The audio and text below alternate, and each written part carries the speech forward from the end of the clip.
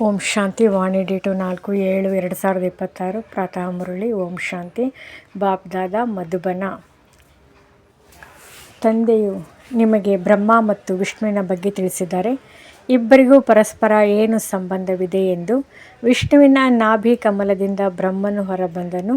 ಇದು ಎಂತಹ ಅದ್ಭುತ ಚಿತ್ರವನ್ನು ಮಾಡಿದ್ದಾರೆ. ತಂದೆಯು ತಿಳಿಸುತ್ತಾರೆ, ಈ ಲಕ್ಷ್ಮೀನಾರಾಯಣರೇ ಅಂತ್ಯದಲ್ಲಿ ಬಂದು ಬ್ರಹ್ಮ, ಸರಸ್ವತಿ, ಜಗದಂಬ, ಜಗತ್ಪಿತನಾಗಿದ್ದಾರೆ. ಇವರಿಬ್ಬರೂ ಪುನಃ ವಿಷ್ಣು ಅರ್ಥಾತ್ ಲಕ್ಷ್ಮೀನಾರಾಯಣನಾಗುತ್ತಾರೆ. ತಂದೆಯು ತಿಳಿಸುತ್ತಾರೆ, ಯಾವುದೆಲ್ಲ ಚಿತ್ರಗಳನ್ನು ನೋಡುತ್ತೀರೋ ಇದರಲ್ಲಿ ಯಾವುದೂ ಯಥಾರ್ಥವಲ್ಲ. ಶಿವನ ದೊಡ್ಡ ಚಿತ್ರವನ್ನು ತೋರಿಸುತ್ತಾರೆ, ಅದು ಸಹ ಅಯಥಾರ್ಥವಾಗಿದೆ. ಭಕ್ತಿಯ ಕಾರಣ ದೊಡ್ಡ ಗಾತ್ರದಲ್ಲಿ ಮಾಡಿದ್ದಾರೆ. ಇಲ್ಲದಿದ್ದರೆ ಬಿಂದುವಿಗೆ ಹೇಗೆ ಪೂಜೆ ಮಾಡುವುದು?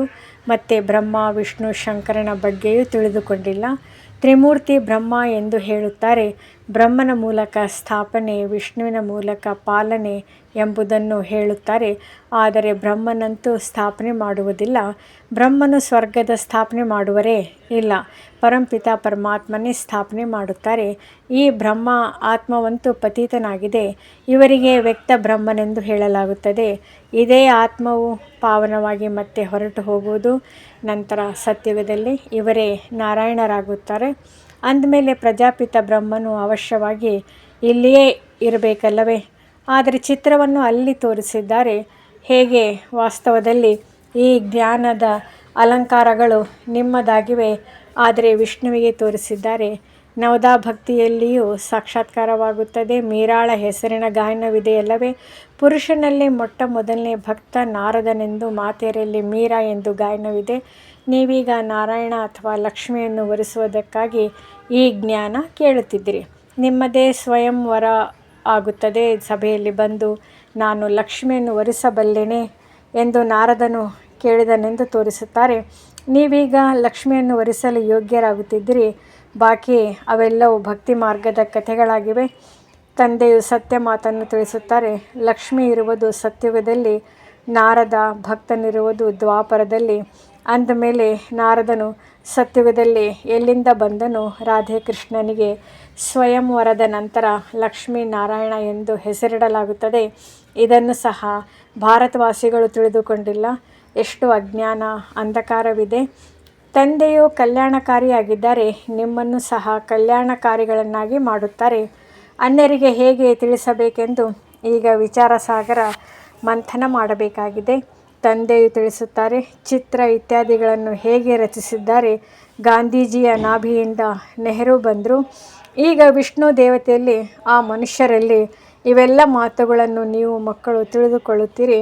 ಬೇಹದ್ದಿನ ತಂದೆಯು ನಮಗೆ ಓದಿಸುತ್ತಾರೆಂದು ನಿಮಗೆ ನಂಬರವಾರ್ ಖುಷಿ ಇದೆ. ಇದನ್ನಂತೂ ಎಂದೂ ಹೇಳಿಲ್ಲ. ಏಕೆಂದರೆ ಗೀತೆಯನ್ನು ಕೃಷ್ಣ ಭಗವಾನ್ ವಾಚ್ ಎಂದು ಬರೆದು ಬಿಟ್ಟಿದ್ದಾರೆ. ಭಗವಂತನು ಯಾವಾಗ ಬಂದರು, ಯಾವಾಗ ಬಂದು ಗೀತೆಯನ್ನು ತಿಳಿಸಿದರು? ತಿಥಿ ತಾರೀಕು ಏನೂ ಇಲ್ಲ. ಕಲ್ಪದ ಆಯುಸ್ಸು ಲಕ್ಷಾಂತರ ವರ್ಷಗಳೆಂದು ಹೇಳುತ್ತಾರೆ. ಯಾರ ಬುದ್ಧಿಯಲ್ಲಿಯೂ ಬರುವುದಿಲ್ಲ. ಈಗ ತಂದೆಯು ಕುಳಿತು ಮಕ್ಕಳಿಗೆ ತಿಳಿಸುತ್ತಾರೆ. ಬ್ರಾಹ್ಮಣ ವೃಕ್ಷವು ವೃದ್ಧಿಯಾಗುತ್ತಾ ಇರುತ್ತದೆ. ವೃದ್ಧಿಯಾಗಿ ಬಹಳಷ್ಟು ಮಂದಿ ಮಕ್ಕಳಾಗುವರು. ನೀವು ಮಕ್ಕಳು ತಿಳಿದುಕೊಂಡಿದ್ದೀರಿ. ವರ್ಣಗಳಲ್ಲಿ ಹೇಗೆ ಸುತ್ತುತ್ತೇವೆ. ನಾವು ಬ್ರಾಹ್ಮಣರ ವರ್ಣವು ಎಲ್ಲದಕ್ಕಿಂತ ಶ್ರೇಷ್ಠವಾಗಿದೆ. ನಾವು ಭಾರತದ ಗುಪ್ತವಾದ ಸತ್ಯ ಆತ್ಮಿಕ ಸಮಾಜ ಸೇವಕರಾಗಿದ್ದೇವೆ. ಪರಮಪಿತ ಪರಮಾತ್ಮನು ನಮ್ಮಿಂದ ಸೇವೆ ಮಾಡಿಸುತ್ತಿದ್ದಾರೆ. ನಾವು ಆತ್ಮಿಕ ಸೇವೆ ಮಾಡುತ್ತೇವೆ, ಅವರು ದೈಹಿಕ ಸೇವೆ ಮಾಡುತ್ತಾರೆ. ನೀವು ಭಾರತಕ್ಕೆ ಏನು ಸೇವೆ ಮಾಡುತ್ತೀರಿ ಎಂದು ನಿಮ್ಮನ್ನು ಕೇಳುತ್ತಾರೆ. ಆಗ ತಿಳಿಸಿರಿ, ನಾವು ಆತ್ಮಿಕ ಸೇವಾಧಾರಿಗಳಾಗಿದ್ದೇವೆ. ಸ್ವರ್ಗದ ಉದ್ಘಾಟನೆ ಮಾಡಿಸುತ್ತಿದ್ದೇವೆ, ಸ್ಥಾಪನೆ ಮಾಡಿಸುತ್ತಿದ್ದೇವೆ. ಶಿವ ತಂದೆಯು ಮಾಡಿಸುವವರಾಗಿದ್ದಾರೆ. ಅವರು ಮಾಡಿಸುತ್ತಿದ್ದಾರೆ ಮತ್ತು ತಾನೂ ಮಾಡುತ್ತಾರೆ. ಮುರಳಿಯನ್ನು ಯಾರು ನುಡಿಸುತ್ತಾರೆ ಅಂದಾಗ ತಂದೆಯು ಕರ್ಮ ಮಾಡುತ್ತಾರೆ. ನಿಮಗೂ ಹೀಗೆ ಮಾಡಿರಿ ಎಂದು ಕಲಿಸುತ್ತಾರೆ. ಮನ್ಮನಾಭವ ಮಂತ್ರವನ್ನು ಕೊಡುತ್ತಾರೆ. ಅಂದಾಗ ಕರ್ಮವನ್ನು ಕಲಿಸಿದಂತಾಯ್ತಲ್ಲವೇ? ನಂತರ ಅನ್ಯರಿಗೂ ಕಲಿಸಿಕೊಡಿ ಎಂದು ನಿಮಗೆ ಹೇಳುತ್ತಾರೆ. ಆದ್ದರಿಂದ ಅವರಿಗೆ ಮಾಡಿಸುವವರು ಎಂದು ಹೇಳಲಾಗುತ್ತಿದೆ. ನೀವು ಮಕ್ಕಳು ಸಹ ಇದೇ ಶಿಕ್ಷಣವನ್ನು ಕೊಡುತ್ತೀರಿ. ತಂದೆಯನ್ನು ನೆನಪು ಮಾಡಿ ಮತ್ತು ಆಸ್ತಿಯನ್ನು ನೆನಪು ಮಾಡಿ. ನೀವು ಮಕ್ಕಳು ಇದೇ ಸಂದೇಶವನ್ನು ಕೊಡಬೇಕಾಗಿದೆ. ಅನ್ಯರಿಗೆ ಸಂದೇಶ ಕೊಟ್ಟು ತಾನು ನೆನಪಿನಲ್ಲಿ ಇಲ್ಲವೆಂದರೆ ಏನಾಗುವುದು? ಅನ್ಯರು ಮಾತ್ರ ಪುರುಷಾರ್ಥ ಮಾಡಿ ಮೇಲೆ ಇರುತ್ತಾರೆ, ಸಂದೇಶವನ್ನು ಕೊಡುವವರು ಹಿಂದುಳಿಯುತ್ತೀರಿ. ನೆನಪಿನ ಪುರುಷಾರ್ಥ ಮಾಡದಿದ್ದರೆ ಅಷ್ಟು ಶ್ರೇಷ್ಠ ಪದವಿಯನ್ನು ಪಡೆಯಲು ಸಾಧ್ಯವಿಲ್ಲ. ಸಂದೇಶವನ್ನು ಪಡೆದವರು ನೆನಪಿನ ಯಾತ್ರೆಯಿಂದ ಪಾವನರಾಗಿ ಬಿಡುತ್ತಾರೆ. ಹೇಗೆ ತಂದೆಯು ಬಂಧನದಲ್ಲಿ ಇರುವವರ ಉದಾಹರಣೆ ನೀಡುತ್ತಾರೆ, ಅವರು ಹೆಚ್ಚು ನೆನಪಿನಲ್ಲಿರುತ್ತಾರೆ. ತಂದೆಯನ್ನು ನೋಡದಿದ್ದರೂ ಸಹ ಪತ್ರ ಬರೆಯುತ್ತಾರೆ, ಬಾಬಾ ನಾವು ನಿಮ್ಮವರು ಆಗಿಬಿಟ್ಟಿದ್ದೇವೆ, ನಾವು ಖಂಡಿತವಾಗಿಯೂ ಪವಿತ್ರರಾಗಿರುತ್ತೇವೆ ಎಂದು. ನೀವು ಮಕ್ಕಳಿಗೆ ತಂದೆಯ ಜೊತೆ ಪ್ರೀತಿ ಬುದ್ಧಿ ಇದೆ. ನಿಮ್ಮದೇ ಮಾಲೆಯೂ ಮಾಡಲ್ಪಟ್ಟಿದೆ. ವಿಷ್ಣುವಿನ ಮಾಲೆ ಮತ್ತು ರುದ್ರಾಕ್ಷಿ ಮಾಲೆಯಲ್ಲಿ ಮೇಲೆ ಜೋಡಿ ಮಣಿಗಳಿವೆ. ಮಾಲೆಯನ್ನು ಕೈಗೆತ್ತಿಕೊಂಡು ಕೂಡಲೇ ಮೊದಲು ಹೂ ಮತ್ತು 2 ಮಣಿಗಳನ್ನು ಕೈಗೆ ಬರುತ್ತವೆ, ಅದಕ್ಕೆ ನಮಸ್ಕರಿಸುತ್ತಾರೆ. ಅದರ ನಂತರ ಇಡೀ ಮಾಲೆಯನ್ನು ಜಪಿಸುತ್ತಾರೆ. ನೀವು ಭಾರತವನ್ನು ಸ್ವರ್ಗವನ್ನಾಗಿ ಮಾಡುತ್ತಿದ್ದೀರಿ, ಆದ್ದರಿಂದ ಈ ಮಾಲೆಯು ನಿಮ್ಮದೇ ನೆನಪಾರ್ಥವಾಗಿದೆ. ತಂದೆಯು ಈ ಗೀತಾ ಜ್ಞಾನ ಯಜ್ಞವನ್ನು ರಚಿಸಿದ್ದಾರೆ. ಇದರಲ್ಲಿ ಇಡೀ ಹಳೆಯ ಪ್ರಪಂಚವೇ ಸ್ವಾಹ ಆಗುವುದು. ತಂದೆಯು ಅತಿ ಪ್ರಿಯನಾಗಿದ್ದರೆ ನಿಮಗೆ ಭವಿಷ್ಯ 21 ಜನ್ಮಗಳಿಗಾಗಿ ಸದಾ ಸುಖದ ಆಸ್ತಿಯನ್ನು ಕೊಡುತ್ತಾರೆ. ಯಾರು ಕಲ್ಪದ ಹಿಂದೆ ಡ್ರಾಮಾನುಸಾರ ಬಂದು ಆಸ್ತಿಯನ್ನು ತೆಗೆದುಕೊಂಡಿದ್ದಾರೆಯೋ ಅವರು ಅವಶ್ಯವಾಗಿ ಬರುತ್ತಾರೆ. ತಂದೆಯು ತಿಳಿಸುತ್ತಾರೆ, ಮಕ್ಕಳೇ, ಸುಖಧಾಮದಲ್ಲಿ ಹೋಗಬೇಕೆಂದರೆ ಪವಿತ್ರರಾಗಿರಿ, ನನ್ನನ್ನು ನೆನಪು ಮಾಡಿರಿ. ಬಾಬಾ ಕೃಪೆ ಮಾಡಿ ಸಹಾಯ ಮಾಡಿ ಎಂದು ಏನನ್ನೂ ಬೇಡಬಾರದು.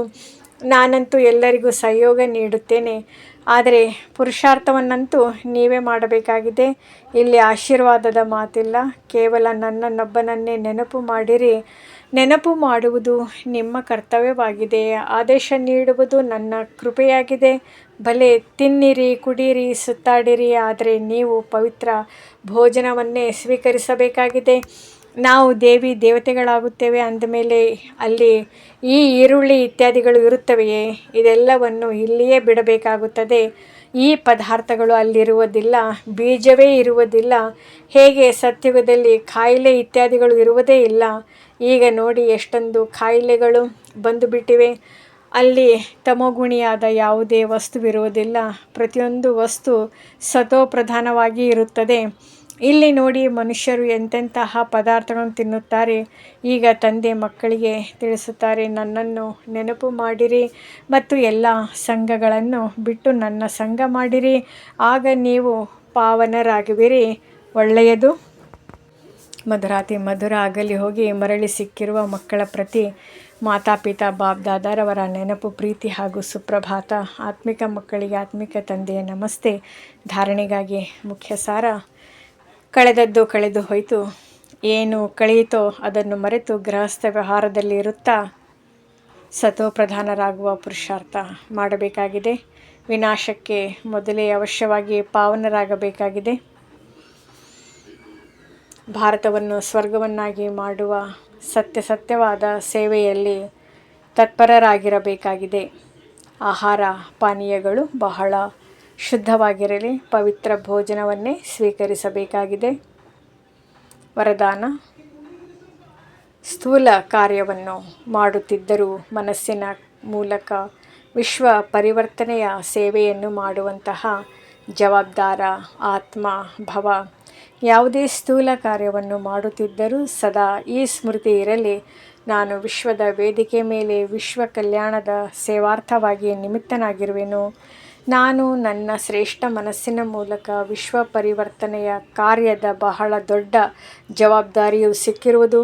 ಈ ಸ್ಮೃತಿಯಲ್ಲಿ ಆಲಸ್ಯವು ಸಮಾಪ್ತಿಯಾಗುತ್ತದೆ ಹಾಗೂ ಸಮಯವು ವ್ಯರ್ಥವಾಗುವುದರಿಂದ ಉಳಿತಾಯ ಆಗಿಬಿಡುತ್ತದೆ. ಒಂದೊಂದು ಕ್ಷಣವನ್ನು ಅಮೂಲ್ಯವೆಂದು ತಿಳಿದುಕೊಂಡು ಅದನ್ನು ವಿಶ್ವ ಕಲ್ಯಾಣದ ಅಥವಾ ಜಡ ಚೈತನ್ಯವನ್ನು ಪರಿವರ್ತನೆ ಮಾಡುವ ಕಾರ್ಯದಲ್ಲಿ ಸಫಲ ಮಾಡುತ್ತಾ ಇರುತ್ತೀರಿ. ಸ್ಲೋಗನ್: ಈಗ ಯೋಧರಾಗುವುದಕ್ಕೆ ಬದಲಾಗಿ ನಿರಂತರ ಯೋಗಿ ಆಗಿರಿ.